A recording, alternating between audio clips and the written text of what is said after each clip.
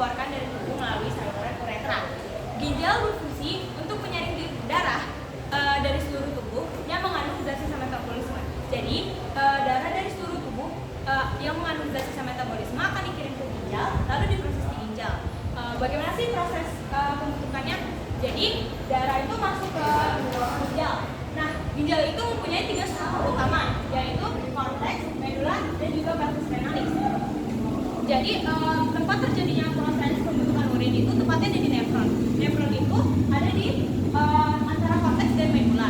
Jadi darah masuk ke nefron dan terjadi di sini, yaitu di badan tinggi yang terdiri atas glomerulus dan juga kapsula domen. Di situ terjadi tahap pertama dari proses pembentukan urin, yaitu filtrasi.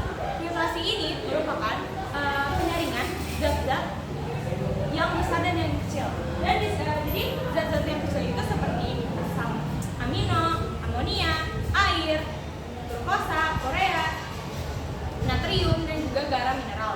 Jadi itu yang disebut juga urin primer. Ada juga darah-darah yang tidak terfilter oleh glomerulus ini, yaitu darah dan protein. Darah dan protein ini akan kembali ke pembuluh darah. Lalu setelah dari glomerulus, dia akan menuju ke kapsula domen, lalu ke tubulus konvolutus proksimal. Disinilah terjadi tahap kedua, yaitu reabsorpsi. Reabsorpsi ini merupakan penyerapan kembali zat-zat yang masih dibutuhkan oleh tubuh, seperti glukosa, asam amino, dan juga ion-ion lainnya. Lalu setelah itu akan menuju ke lengkungan hewan. Di sini itu akan terjadinya reabsorpsi air, dan urin sekunder ini akan bersifat hipotonik, yang dimana kadar airnya itu banyak. Lalu ketika ia menuju ke atas, ini akan bersifat hipertonik, yang dimana kadar garamnya atau NaCl-nya ini banyak. Dan di sini terjadi reabsorpsi garam. Lalu setelah itu urin sekunder akan menuju ke tubulus konvolutus distal. Disinilah yang terjadinya tahap ketiga, yaitu augmentasi. Augmentasi ini merupakan proses pengeluaran zat-zat yang sudah tidak dibutuhkan oleh tubuh, seperti hormon-hormon yang tidak dibutuhkan oleh tubuh lagi. Lalu hormon-hormon yang sudah tidak dibutuhkan oleh tubuh ini akan bercampur dengan urin sekunder, dan itulah yang dinamakan urin sesungguhnya. Urin sesungguhnya ini akan menuju ke tubulus kolektivus. Tubulus kolektivus ini merupakan tempat pengumpulan urin dan juga reabsorpsi garam lagi. Dan di mana tuh di sini tuh menentukan kadar garam yang terdapat di urin kita.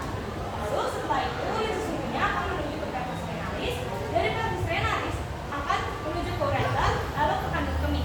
Di kandung kemih ini terjadinya pengumpulan urin lagi. Ketika kandung kemih kita sudah penuh, otak akan memberi sinyal kepada kita agar ada rasa-rasa ingin untuk membuang urin ini. Lalu ketika urin ini dibuang akan melalui saluran uretra. Lalu biasanya kita itu per hari mengeluarkan urin sekitar 1-2 liter. Namun ada beberapa faktor yang mempengaruhi urin itu. Ada beberapa faktor yang mempengaruhi besar urin yang kita keluarkan. Yaitu yang pertama faktor usia, faktor cuaca, faktor hormon, faktor suhu tubuh atau kesehatan tubuh kita, dan juga yang terakhir itu ada faktor dari